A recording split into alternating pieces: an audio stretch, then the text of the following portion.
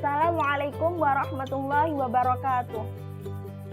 Di sini kami akan menjelaskan mata kuliah Statistika Pendidikan yang berjudul Penelitian Perbandingan Dua Sampel yang Saling Bebas, yang dalam hal ini disusun oleh Ekania Oktaviana, Karisma Diastuti, Raprika Dwilianda, serta Susi Safitri. Saya, Karisma Diastuti, sebagai presentator pertama. Apakah statistik itu? Statistik merupakan suatu data atau keterangan yang berbentuk kualitatif, yakni rusak, bagus, kurang, sedang, atau berbentuk kuantitas, yakni bilangan, yang merupakan hasil observasi atau pengamatan, angket, wawancara, pembilang atau perhitungan, atau pengukuran dari suatu variabel. Data yang dihasilkan dari pengukuran diasumsikan sebagai data kontinu, sedangkan data hasil observasi dan pembilangan diasumsikan sebagai data diskrit. Tipe-tipe data statistik dibagi menjadi dua macam, yakni data kualitatif serta data kuantitatif. Data kualitatif secara sederhana dapat disebut data hasil kategori atau pemberian kode untuk isi data yang berupa kata atau dapat didefinisikan sebagai data bukan angka tetapi diangkakan. Contoh data kualitatif yaitu seperti jenis kelamin, status pernikahan, pekerjaan, dan lain-lain. Data kualitatif memiliki ciri-ciri tidak dapat dilakukan operasi matematika seperti penambahan, pengurangan, perkalian, serta pembagian.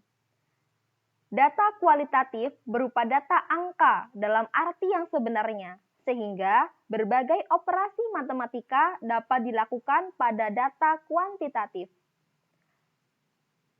Sedangkan data kuantitatif dibagi menjadi dua, yakni data interval dan data rasio.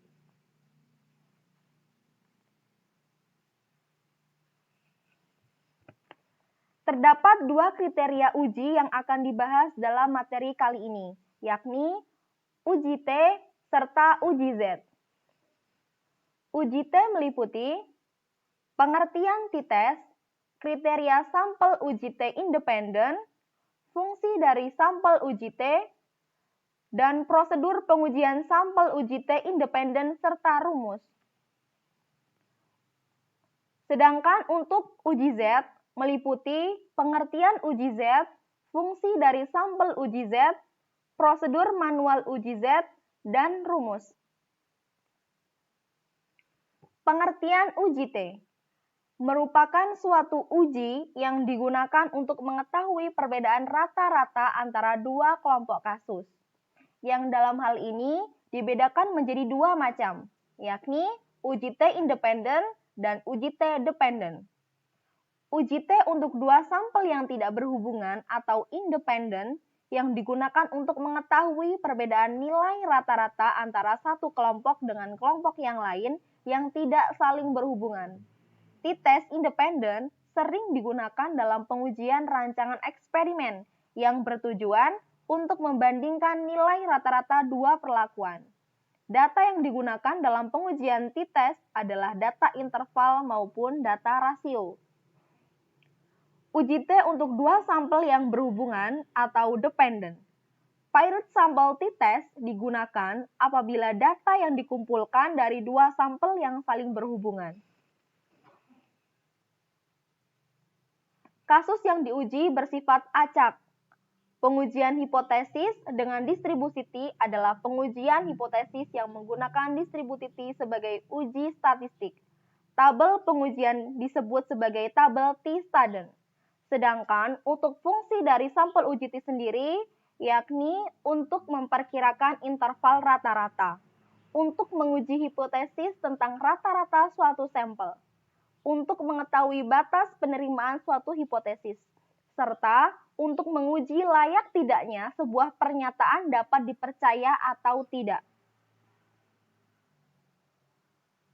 Untuk selanjutnya adalah kriteria sampel uji T independen.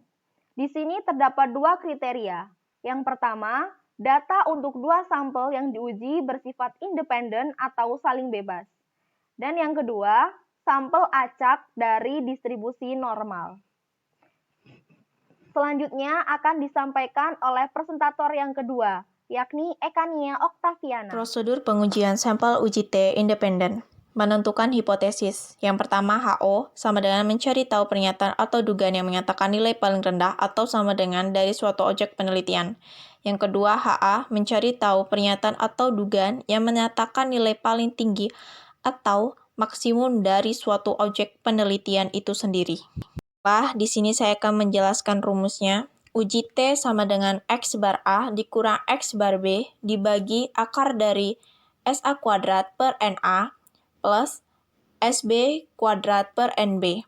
Keterangannya, XA sama dengan rata-rata kelompok A, XB sama dengan rata-rata kelompok B, SB sama dengan standar deviasi gabungan, XA sama dengan standar deviasi kelompok A, SB sama dengan standar deviasi kelompok B, NA sama dengan banyaknya sampel di kelompok A, NB sama dengan banyaknya sampel di kelompok B itu sendiri.